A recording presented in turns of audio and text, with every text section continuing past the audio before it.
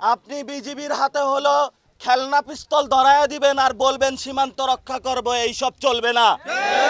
বড় বড় অস্ত্র দিতে হবে আমাদের বিজিবি ভাইদেরকে, ভালো ভালো পেট্রোলিং কার দিতে হবে, তাদের বেতন বাড়াইতে হবে।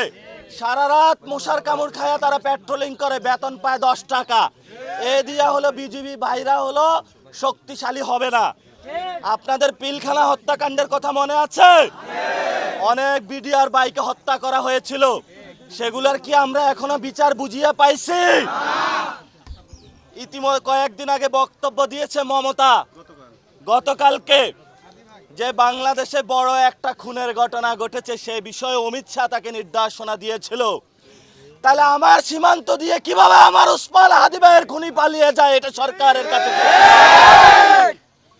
সরকার এখন আছে, উসমান হাদি ভাইকে কে খুন করেছে আমরা এটা জানতে চাই। আমরা হলো কাদা ছোড়াছুড়ি চাই না।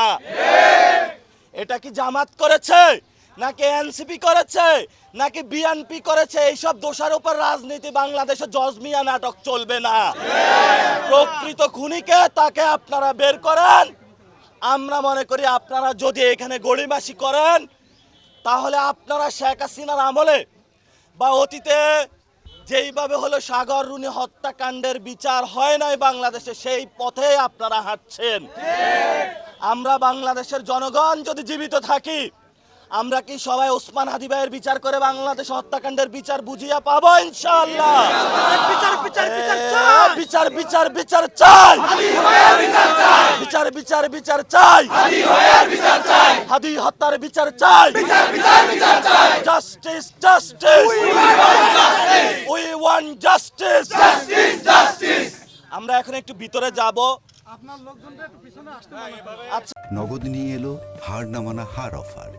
সর্বনিম্ন 10,000 টাকা রেমিটেন্স নগদে পাঠালে থাকছে স্বর্ণের হার জেতার সুযোগ।